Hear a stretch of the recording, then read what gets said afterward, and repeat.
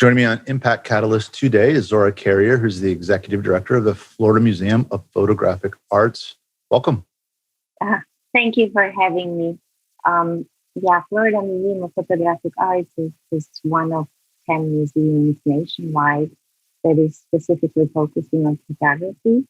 And so I'm very happy to introduce this institution on your wonderful program. Thank you for having me. Happy to. So you have this beautiful building in downtown Tampa. I think a lot of people probably drive by it, especially on their way to other arts events because you're right in the heart of the arts section of the city. But for those who may not have been inside yet, talk a little bit about the museum. Well, the museum is located on the corner of Kennedy and Ashley, downtown Tampa, right with all the other cultural institutions, Tampa Museum of Art and Tampa Theater, Plant Museum. It's a whole district on a river that the city of Tampa is developing as an arts district. And so we're happy to be there in a very good company. And our museum is located on the second and third floor of the building. And we are offering exhibitions in 3 different galleries. 2 of them are strictly academic, and we curate shows based on the community representation. And then we have a community gallery where we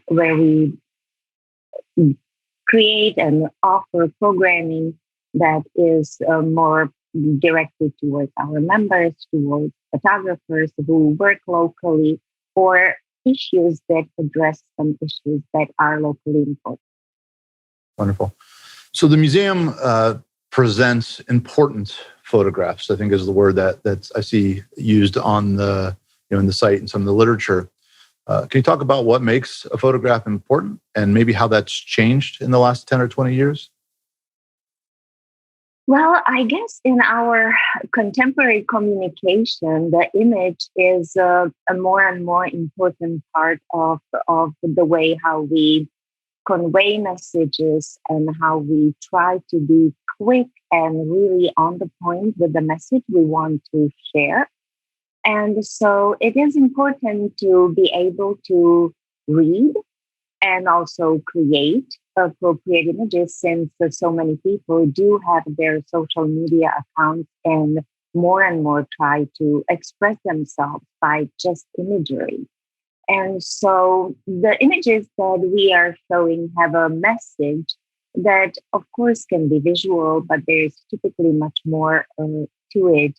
And that's what makes the documentary or vernacular photography become an art form that actually more and more complicated communication can be expressed through the images.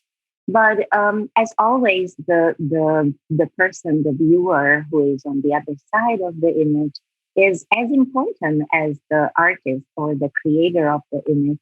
And we filter the information in the image through all our experiences.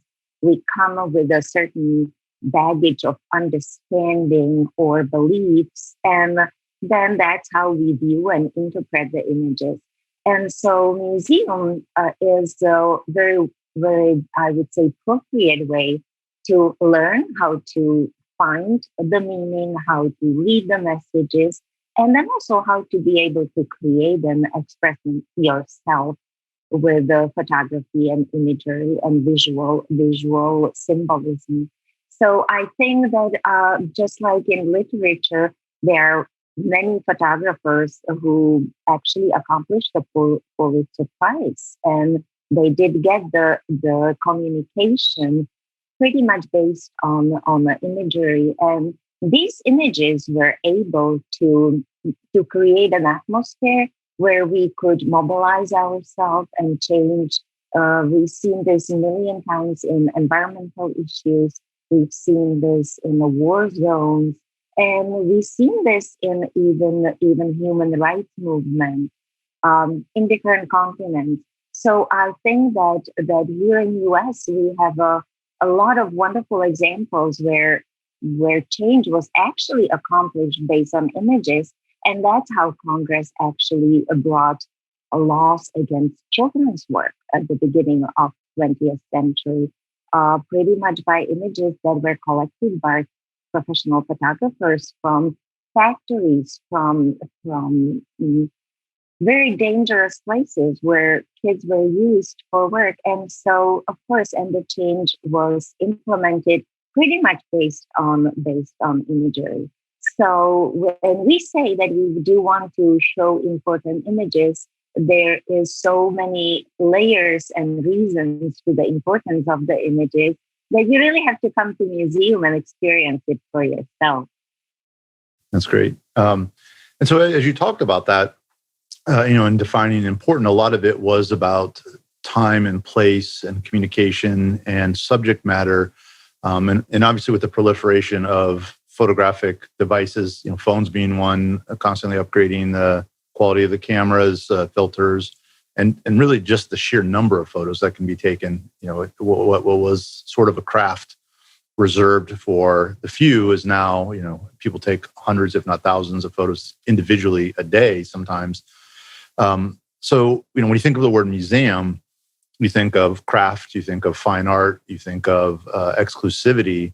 But then when we were talking about important, that wasn't mentioned as much. Is that a change that's happened in the way people think of fine photography?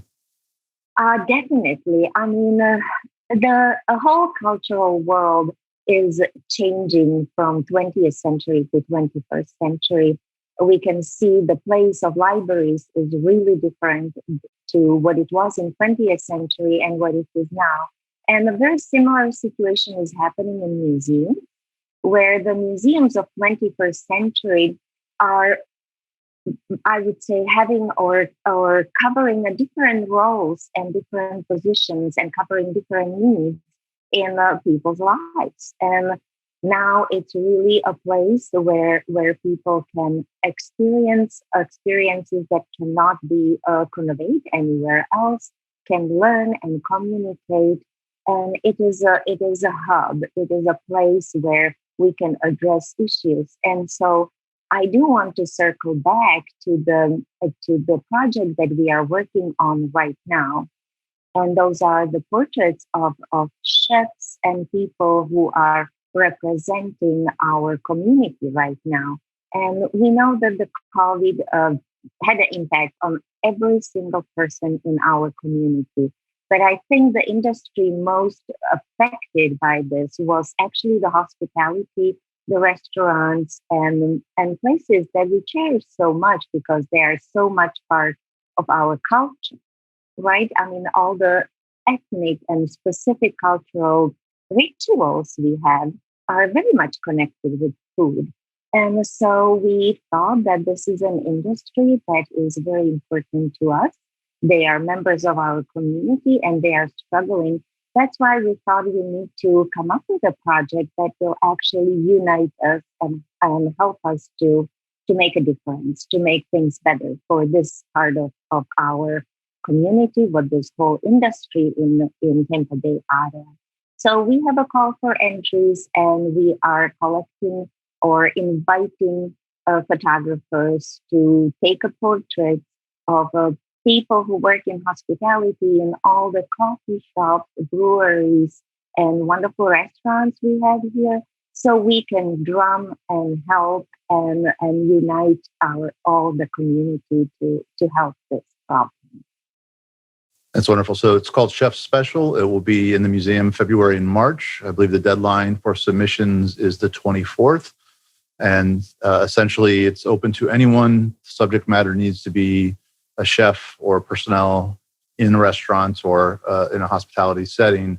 And I'm assuming you're expecting to see the full gamut of beautiful cooking and food shots to potentially some of the the more negative effects of restaurants having gone through the pandemic. Yes, we are inviting photographers to submit their submissions on our website. It's www.fmopa.org